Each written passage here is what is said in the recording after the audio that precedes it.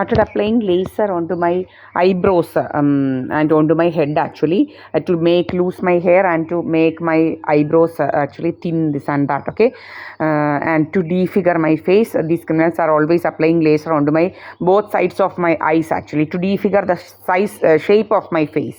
And even sometimes these criminals will be applying laser all over my body to burn the fat actually so that my body's shape will become different. And even these criminals will be spraying blotting gas. I am just having chena actually, that is elephant foot yam. Still I can't survive because of these blotting gas actually.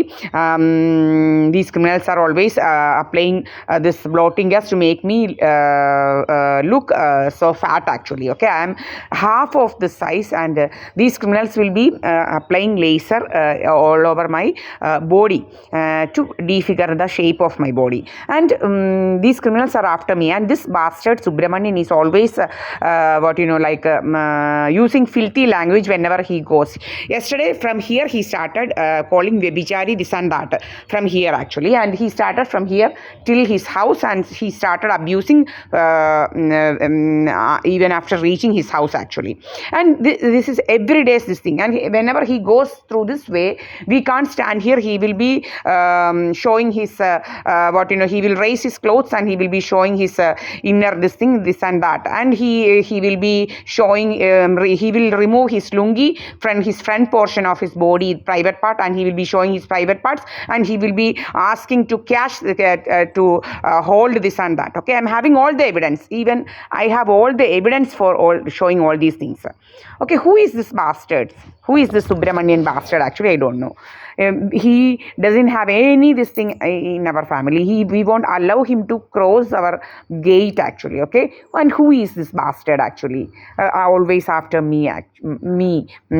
And ഇന്നലെ അവൻ പറയുന്നത് എൻ്റെ അമ്മ compensation വാങ്ങി എന്നൊരു ബാലിൻ്റെ കയ്യിൽ നിന്ന്. ഇങ്ങനെ ഇവന്മാർ കുറേ ഇങ്ങനെ കോമ്പൻസേഷൻ വാങ്ങിച്ച് നടക്കുകയാണ് കുറേ എണ്ണം. ഇവിടെ കുറേ എണ്ണം ഉണ്ട്. കഥകളൊക്കെ ഭയങ്കര കഥകളാണ്. ഇങ്ങനെ മക്കളെ പോലും കെട്ടിക്കാതെ ഇങ്ങനെ ഒരു പ്രാവശ്യം പോലും കെട്ടിക്കാതെ ഇങ്ങനെ അങ്ങ് നടത്തിയിരിക്കുന്ന കുറേ ഫാമിലി ഉണ്ട് ഇവിടെ. കുറേ വീട്ടുകാരും ഉണ്ട്. എന്ന് വെച്ചാൽ ഇവളുമാരെ അങ്ങ് വിട്ടിരിക്കുകയാണ് വിചാരക്കഥകൾ ഉണ്ടാക്കാനായിട്ട്.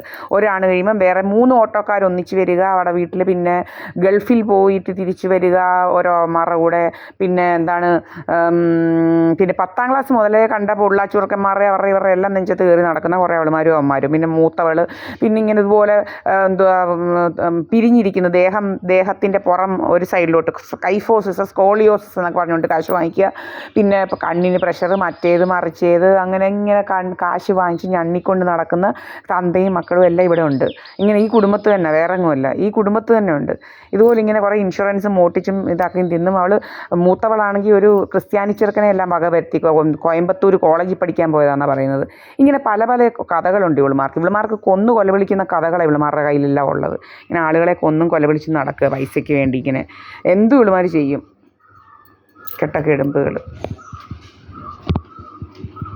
നടക്കുക. ഇതാണ് എൻ്റെ വീട്, വേറെ എങ്ങുമല്ല.